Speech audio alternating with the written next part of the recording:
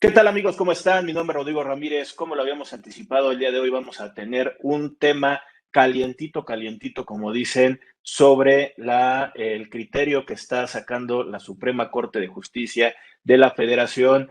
Y para que nos lo explique en este tema, que es un tema totalmente legal, pues tenemos que acercarnos con gente que sabe, gente que le gusta el área de la materia del derecho en cuestiones penales, en cuestión de defraudación fiscal, en cuestión de proteger al contribuyente, y para eso nos estamos acercando el día de hoy con una gran amiga que ya en otra ocasión nos ha acompañado, y ella es Diana Romo, que tiene sus programas, que también le gusta compartir, que tiene también forma de poder comunicarse con la gente a través de pláticas. La buscan mucho a nivel nacional en diferentes capacitadoras, en diferentes lugares, y por eso es que me acerco con ella para hablar sobre este tema calientito, como decía. Diana, buenas tardes, ¿cómo estás? Muy bien, gracias. Gracias, Rodrigo, por la invitación y a todo, un saludo a todos quienes te escuchan. Oye, Diana, un poquito el antecedente que estaba siendo, pues bueno, fue algo que en las redes, en el chat, empezó a salir Twitter, esta noticia del criterio de la Suprema Corte referente a que la defraudación fiscal ya no iba a ser una prisión preventiva, y al final de cuentas creo que hay diferentes alcances para poderlo entender, y hay muchas cosas que nosotros como simple contadores necesitamos acercarnos a abogados para que nos puedan explicar este alcance, porque no va tampoco en una fuera de línea de la fiscalización, pero sí fue un poquito el tropiezo para algunas cosas que tiene pensado el gobierno referente a este criterio. No sé si nos puedes decir algún antecedente, Diana. Sí, por supuesto. Gracias, Rodrigo. Fíjate que me gustaría a todos los que nos están escuchando como hablar un poquito del precedente, porque se ha escuchado en estos 3 días, como dices, es un tema calientito en el que a lo mejor decimos ya, defraudación fiscal, no van a ir a la cárcel, relájense, o por supuesto que no. Y yo tuve la oportunidad de participar en la Procuraduría Fiscal y entiendo perfectamente cuál es el tema, cómo le ha afectado al fisco estas prácticas. Y pese a que ya no estoy ahí, sí es importante hacer el énfasis de que no hay que relajarnos. Y vamos a platicarlo. Mira, fíjate que en el 2008, esto ya tiene hace 13 años, cuando vino el tema de la reforma de la justicia que cambió en un tema oral, se hablaba de amplificar los delitos por los que se merecía esa prisión preventiva oficiosa. Y en esta nueva justicia oral, en este nuevo sistema penal acusatorio, en el que se presume el principio de presunción de inocencia que va en favor de nadie es culpable hasta que se demuestre lo contrario, es importante mencionar que pues un delito patrimonial no lo podemos comparar con un tema de delincuencia organizada. Entonces viene una revuelta años después, en el 2008, en noviembre del 2019, en el que yo en lo particular tuve la oportunidad de sentarme con mis amigos, con mis colegas con los que llegué a compartir muchas veces temas relacionados en Procuraduría Fiscal y platicamos del tema, ellos como autoridad, yo como en este caso litigante, y era un tema complicado, entendiendo la dinámica en el que muchos, decíamos en aquel entonces, asesores, ¿no? Que se llamaban nombrar fiscalistas, te vendían esquemas en los que realmente era defraudar al fisco. Entonces, claro que merecían y claro que ameritaba una reforma y la llamaron reforma penal fiscal en la que iban contra, y vamos a hablar esos temas tan comerciales, no nos vamos a meter en temas muy jurídicos porque al final lo que se pretende es que se entienda el tema entre los factureros, tema de contrabando, defraudación fiscal, cómo los ibas a equiparar a un tema de delincuencia organizada. Y para ello se modificaron diversas leyes, ¿no? Entre la Ley de Seguridad Nacional, el Código Nacional de Procedimientos Penales, la Ley Federal de Delincuencia Organizada, y ahí empezamos a escuchar el nombre de delitos fiscales, compra y venta de facturas, que a mí no me gusta absolutamente nada porque no se compra ni se vende la factura, sino el contenido del concepto, del servicio. Y a partir de ahí, entró en vigor el 1 de enero de 2020, en donde, de manera genérica, recordemos que el sistema penal acusatorio te permite llevar tu juicio, tu proceso fuera de la cárcel, ¿no? Y incluir a estos delitos de contrabando, de defraudación fiscal y el 113 bis, que es la enajenación, adquisición de comprobantes con operaciones simuladas, también los incluyeron, pues fue un escandalazo, ya te imaginabas en el tema penal decir cómo me van a juzgar igual que un delincuente organizado, que un secuestrador, que un trata de personas, pues el empresario no, ese no es la intención. Entonces, incluirlo fue un tema muy grave. En un principio no se tenía un monto, se llegó entre el Parlamento abierto, pláticas y con esa buena intención de erradicar con ese cáncer, tanto que lo ha llamado así las autoridades, de llegar a un monto, ¿no? Y entonces en ese tiempo eran 7.804.000 pesos quienes defraudaran por esa cantidad. Ahorita actualizado más o menos estamos en 8.600.000, más o menos. ¿Qué sucedió el 25 de abril? O sea, este lunes, en el que ahorita que mencionas que he estado en algunas pláticas, en algunos foros, ese día yo tenía una plática en la tarde, entonces tuve que actualizarlo porque era un tema de mucha importancia. Y no tenemos que confundirnos. Ese día la Corte sesionó sobre una inconstitucionalidad promovida por la Comisión Nacional de Derechos Humanos respecto a la Ley de Seguridad Nacional, en donde se había incluido esta prisión preventiva oficiosa a ver, no me importa si eres culpable o no, mientras te investigo, vas a estar en la cárcel y vamos a ver si eres inocente o culpable. Entonces, como menciono, los delitos patrimoniales pues tienen otra característica, ¿no? Otra característica que no puede ser juzgada por el Estado igual o enfrentándose como un delincuente organizado, ¿no? La delincuencia organizada no respeta leyes, el Estado tiene que respetarlos. Entonces es una medida de excepción. De hecho, está la prisión preventiva, es en un catálogo más o menos de 14 fracciones, es la última. Previo a ello, tienes muchas formas de garantizarle al juez que el día que tú tengas un proceso, saber que va a estar presente, ¿no? Y que no te vas a fugar, que no, que tu proceso lo vas a estar atendiendo de manera puntual y presente, que esa es la finalidad. No sé si hasta ahí tengas alguna duda, Rodrigo, o... No, no, fíjate que justamente lo que estás comentando del pasado lunes, yo tuve también un programa en vivo y sabía que tú tenías un evento a las 5 y que ibas a hablar de ese tema. De hecho, o sea, sí me imaginé que ibas a estar bombardeada por todos estos temas y que estaba muy calientito. De hecho, en cuestiones de redes se movió un montonal de información, en periódicos y todo estuvieron buscando para poder dar este tema y creo que al final de cuentas se generaban muchas dudas porque así como lo comentas, a partir del 2020, el considerarse a una operación, independientemente del importe que dijiste, de los 7.800.000, que si yo lo piramido para poder convertirlo en una base en cuestión impositiva, es mucho, dependiendo si es IVA o si es ICR, estamos hablando que te estaban catalogando como enemigo de la nación. Eso era lo que nos asustaba a muchos, porque estábamos diciendo, oye, nosotros estamos generando empleos, estamos generando cosas y al final de cuentas el empresario, el que lo está generando una consideración económica, pues al final de cuentas le estás dando en la torre, independientemente que entraba en vigor en el 2020 y que no sabíamos qué se nos avecinaba en cuestión de lo de la pandemia. Y al final de cuentas también todo esto se quedó paralizado. Pero esto que comentas, no sé si sea también presión a nivel internacional de estos derechos humanos a nivel internacional que hayan orillado también a este criterio de la Corte.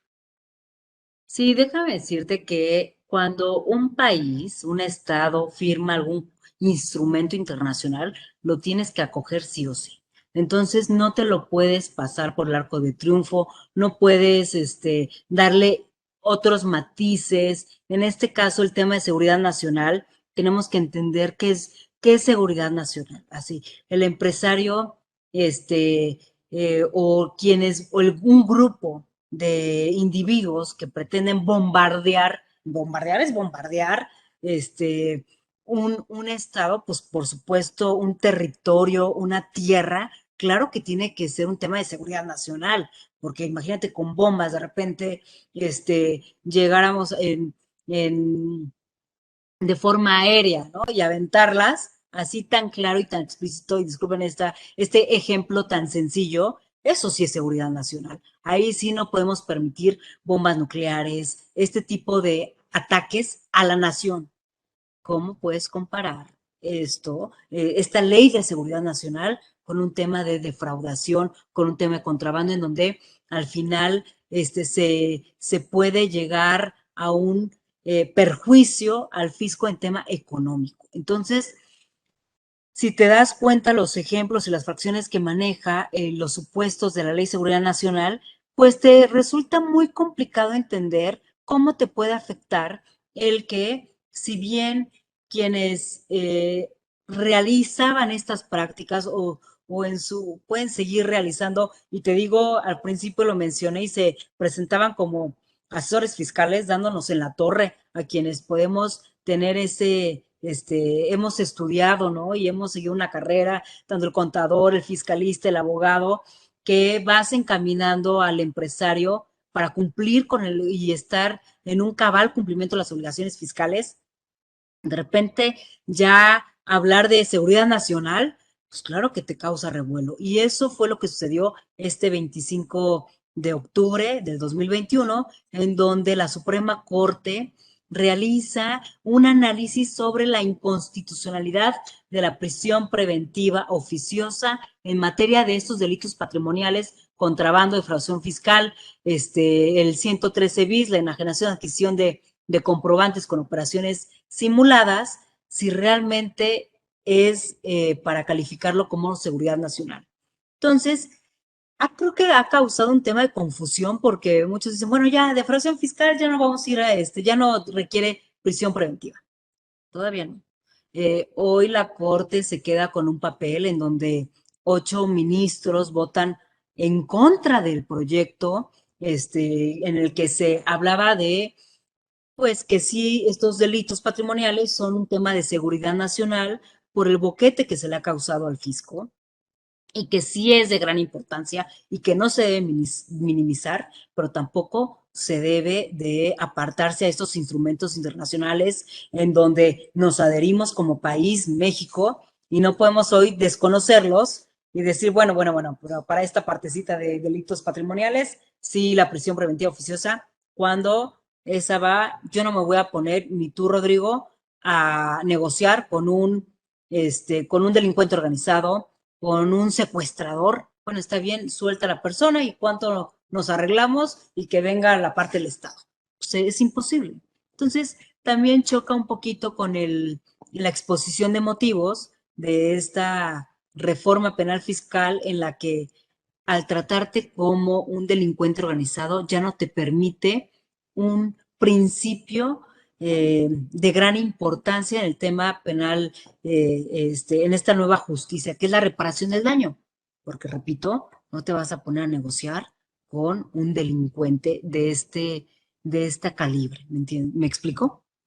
Y aparte porque estamos hablando que hace menos de un mes, y se ha estado viendo hasta en las noticias, un caso de cuestión de lavado de dinero, de defraudación fiscal, este rey de las outsourcing junto con su esposa, que la han nombrado más a ella como si fuera todo el arquetipo de una mafia, en el cual el día de hoy con la cuestión de la corte, justamente creo que como dijiste hace ratito, muchos estaban diciendo, híjole, creo que ya pagaron para que a este cuate no le pase nada, que se me hace que ya compraron, se me hace que están haciendo cosas para poderle sacar del problema, pero en la realidad creo que el contexto no va por ahí.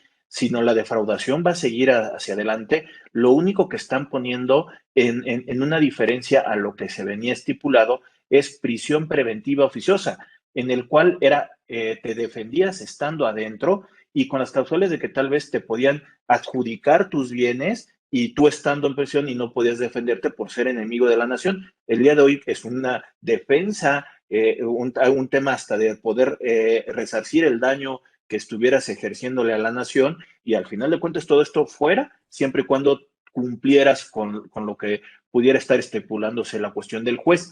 Así deberíamos de estarlo entendiendo. Así es. Fíjate que es muy importante lo que tú acabas de mencionar. Se trata de un exceso por parte de los legisladores en calificar este tipo de delitos como un tema de seguridad nacional. Pero todavía está pendiente y no se ha analizado y vendrá en otro proyecto el tema de delincuencia organizada y que ahí está estipulado como defraudación fiscal y que las penas son muy interesantes de convalidarlas, ¿no? Porque por un lado, el delito de defraudación fiscal, siéntanse seguros que todos los que defraudan con esa intención van a recibir un castigo, ¿ok? Entonces no es como, bueno, ya, vamos a defraudar y no, por supuesto que no. El delito sigue existiendo, es la forma en que se va a llevar el proceso y que todavía no se descarta el tema de delincuencia organizada, por eso es muy importante esperar qué es lo que viene, ¿no? Qué es lo que se están cuestionando. Viene un nuevo proyecto y habrá que ver los alcances. Hoy sí, causa ruido. Podríamos decir que era un tema que causó ruido desde que se propuso. Tú estuviste en las mesas también de trabajo, en esta, con los legisladores, en los que tratábamos de mediar, ¿no? De mediar de, a ver si vamos a terminar con este cáncer, pero ¿de qué manera, no? Y que no nos los pudieran tumbar en como creo que acertadamente se está estudiando en los ministros, donde no se puede calificar, es un exceso por un tema de seguridad nacional, que sí causa daño, sí lo causa, pero habrá que ver la forma. Y Es también que no descartemos el 400 bis, que todavía está, que es un tema de operaciones con recursos de procedencia ilícita, ¿no? Y que también ahí trae temas de temas fiscales. Es que ahí también lo que estás comentando y en esas mismas mesas que estabas comentando hace ratito, una de las cosas que ha dicho Carlos Romero durante mucho tiempo que empezó su gestión es, yo necesito herramientas para poder cerrar estos huecos que tenemos. El procurador lo que estaba pidiendo sí es tema de legislación para poderlos acatar, pero al final de cuentas, como dices, creo que ni tan tan ni muy muy, sino que al final de cuentas debemos de haber buscado un punto intermedio en esto, pero lamentablemente la cuestión de la corrupción no ayuda tampoco en un proceso y tampoco se tienen varitas mágicas para poderlo convertir de un día para otro en que no haya un tema de corrupción. Entonces creo que al final de cuentas son muchas cosas que todavía faltan adecuarlas, pero no sé si vayamos por el lado correcto y si realmente se pueda desprender que la Suprema Corte es independiente al poder ejecutivo, al poder legislativo y que al final de cuentas, entre los tres poderes, poder llegar a tener un mejor país. Sí, fíjate que mencionas algo interesante, quizás por últimos criterios en donde a lo mejor dudaría, se pensaría que existe una inclinación. Pues hoy tenemos una corte que ha analizado que cuando existe un proyecto es más fácil adherirse al proyecto y no eh, confrontarlo. Entonces, que eso es como una esperanza, ¿no? De cuando se tratan temas de verdad, de relevancia, los ministros, nuestra máxima autoridad, sí lo analizan sin algún tinte. Ajá. Entonces, lo que se ha logrado es muy importante.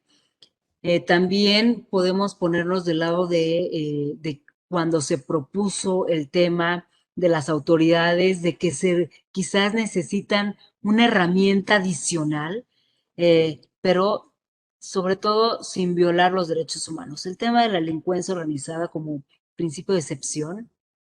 Imagínate que a ti te investigan, que tienen a todas las herramientas en donde el procurar cuidar esos derechos humanos, pues se los van a pasar por el arco del triunfo, porque si tú eres una persona que va en contra del Estado, no pretendas que te cuiden, oye, Rodriguito, y te hablen bonito, fíjate que te voy a revisar tus documentos. A ver, si tú estás actuando en contra del Estado, a ver, Rodrigo, te voy a hablar fuerte, voy a intervenir tus comunicaciones, te voy a poner un seguidor, te voy a checar tus estados de cuenta bancarios y tú ni te cuenta te vas a dar. Y el día que te des cuenta, ya no va a haber ese instrumento, ese amparo en donde digan, oigan, regresen al estado en el que se encontraba antes de la violación. Pues no, ya fuiste violentado en todos tus derechos que en una relación igual, estado contribuyente, pues tienes derecho a que te toquen la puerta. Oye, Rodrigo, vengo a practicarte una revisión, una visita domiciliaria, una revisión de gabinete. Quiero ver cómo estás. Oye, si de esa revisión verifico que existe una omisión, tal, puede tornarse en un tema penal, pero vas viendo el caminito y no de quítate que ahí te voy y mira, ya entré a tu teléfono, a tus comunicaciones, a tu correo y ya vi que tú sí eres un ampón. Entonces, ahí está esa división. Tú mencionabas, la autoridad sí requiere de mano dura, porque al principio, pues al final, y vamos a hablar ahorita un poquito, ya te voy a cambiar el tema del outsourcing, pues estaba en la ley, pero pues también hubo una desviación en donde eso generó una práctica donde ya no era conforme a la ley. ¿Y cuál fue la intención? Pues también el tema de pagar menos impuestos, de evadirlos, y también fue parte de la exposición de motivos de esta reforma penal fiscal, ¿no? Si bien nada más nos vamos a enfocar en el tema de contrabando, en delitos fiscales que son limitados, y siempre y cuando rebasen un monto, así como la expedición y adquisición de comprobantes que simulen operaciones. Oye, Elena, permíteme invitar a la gente que nos está viendo a que nos pongan los comentarios en la parte de abajo, que al final de cuentas las oportunidades los podremos estar contestando referente a este tema o otros temas que al final de cuentas quisieran ver en estas pláticas, que nos busquen ahí en YouTube, que nos busquen en Facebook, que al final de cuentas estamos subiendo contenido y estamos trayendo gente especialista y experto como el día de hoy, tú nos acompañas, Diana. Pero también para ir concluyendo con la cuestión del tema, Diana, es una pregunta que creo que es muy válida el día de hoy para poder terminar de entender el efecto de este criterio. Realmente, ¿qué es lo que representa para el actual gobierno, para el mes de octubre del 2021, esta postura de la Suprema Corte? ¿Qué es lo que realmente le representa al gobierno? Ahora la corte es enemiga, es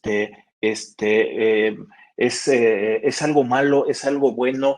Realmente, ¿qué es lo que le está representando para los últimos 3 años que le quedan al gobierno? Mira, te lo voy a decir como cuando yo era joven, hace muchos años, en donde yo pensaba en la carrera de abogada, y veía a la corte como, ya sabes, la máxima autoridad y los ministros, esa esperanza de que sean ellos los últimos en decir la última palabra, es como un toque de esperanza de los ministros se están analizando de manera profunda, no van con los intereses de algún particular. En este caso, el interés, podemos entender lo que el interés del gobierno pues sea erradicar estas prácticas, pero también no ponerlos en un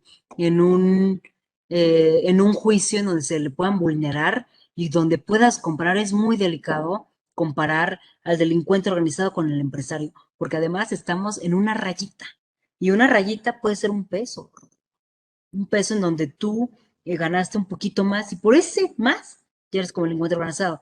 Quien no, quien defraudó por un peso menos, no lo es. Entonces, son temas muy delicados. Sí es para retomar el tema, tanto para las autoridades, el gobierno, para nosotros los ciudadanos, decir, oye, puede haber, está integrada una corte por 11 personas en donde siempre va a haber criterios distintos y por eso es el número non, ¿no? Porque si no, pues siempre quedaríamos parejos. De esta integración de gente que ha sido y que trae una trayectoria y muchas veces puede ser cuestionada y decir, ay, pero ¿por qué si estuvo ya en el gobierno y ahora está de este lado impartiendo justicia al máximo nivel? Entonces, vamos a esperarnos a ver qué sucede con este nuevo proyecto. Existen disposiciones que todavía se tienen que analizar, no está dicho, pero sí es un tema de esperanza en donde se pretende no violentar, no ir en contra de tratados internacionales, de donde va la corriente, en donde no se puede, este, eh, eh, pues, violar estas firmas internacionales y también es muy importante decir, está la prisión preventiva justificada, que esa en cualquier momento es cuando el juez tiene todos los elementos para poderla determinar en caso de que digamos, oye, pues Rodrigo tiene toda la facilidad de que se nos va a escapar, ahí sí la puede, y es un delito de defraudación fiscal. Entonces, todavía se cuenta con ese elemento. Entonces, yo les diría, vamos a esperarnos, sí es esa esperanza de que cuando exista un criterio muy evidente en el que se pueda violar algún derecho, se pueda violar algún instrumento internacional, va a haber 11 personas que son la máxima autoridad para poder decidir y para poder decir, aguas, estamos violando esto, esto y esto y esto. Y también si al final de cuentas estoy entendiendo muy bien este caso, o sea, no pensar que esto le está ayudando a los defraudadores, sino que realmente lo único es que una defensa justa la pueden tener por la cuestión de la última palabra que pueden tener en la cuestión de la corte.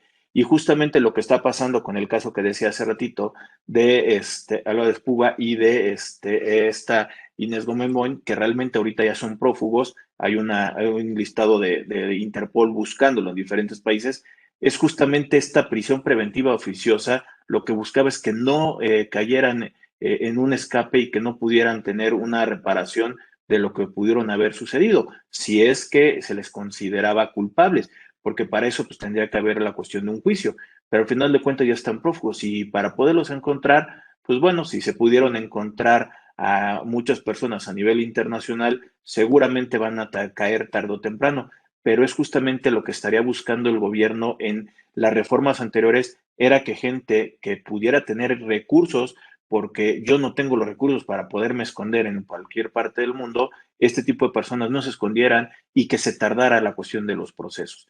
Creo que al final de cuentas sería este el mensaje de que no va en contra, sino que solamente le están dando una justicia de derechos humanos a una persona que pueda estar presuntamente vinculada con una defraudación y que tendría los elementos para poderse defender.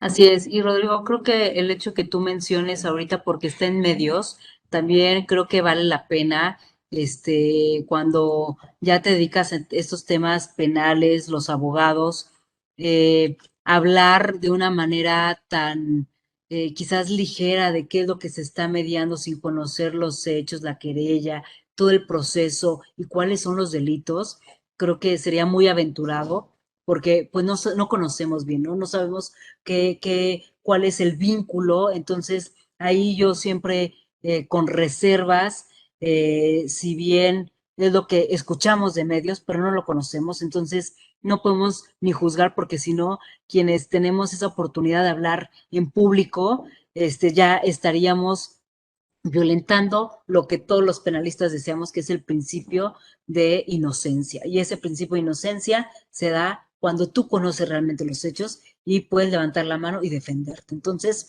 esa esperanza que tú mencionas de decir, oye, puedes ser investigado, pero conforme a las reglas y no compararte a quienes secuestran, a quienes obtienen este rescate por a cambio de una oreja o a cambio realmente este tipo de delitos que sí no puedes negociar, es muy distinto. Entonces, vamos a esperarnos a ver cuál es el caminito. Viene largo, porque es volver a redactar un nuevo proyecto, se lo turnan a uno de los ministros que no estuvo de acuerdo con ese proyecto y ya lo estaremos analizando. Y yo coincido y creo que tú también, porque fuimos parte de este grupo en el que decíamos, sí, se tiene que tener temor, temor de decir, ay, bueno, no pasa nada, yo, que paguen los de enfrente, yo no, mira, mientras yo adquiero, gastos y los voy, estratificando esa base en la que todos hoy tenemos que contribuir con los impuestos y, normalmente, pues, siempre son los cautivos, pero pues tenemos también muchos ejemplos de quienes no pagan impuestos y ahí, esa es no pasa nada, ¿no? Entonces, no es que no pase nada, se tiene que terminar, pero vamos a ver bajo qué líneas y bajo qué reglas se juega pues este proceso, ¿no? No, es que en la realidad es que sí está pasando y la autoridad el día de hoy tiene restricción de sellos, cancelación de sellos, invitaciones, hay muchas cosas que el día de hoy la autoridad está haciendo y como lo dijiste hace ratito, es que no van a llegar de muy buenos amigos, oye, por favor, paga, ¿no? Es que si ya dejaste de pagar, el día de hoy ya tienes una repercusión con actualización y con recargos y también con un tema que puede ser de cuestión de defraudación ese que dices de las cosas siempre han sido de que yo soy un contribuyente de menor ingreso y que nunca van a llegar por mí, esto ya cambió desde hace mucho tiempo y hay que tener mucho cuidado con todo eso. Diana, muchas gracias por acompañarnos el día de hoy. Gracias a ti, Rodrigo, por la invitación y un abrazo a tu auditorio. Pues bueno, como ustedes lo acaban de escuchar, Diana Romo ahorita nos estaba comentando sobre este nuevo criterio y al final de cuentas nos estás aclarando muchísimas cosas. De antemano y ante la distancia, un fuerte abrazo, también saludos ahí a toda la familia y estamos en contacto. Saludos. Bye.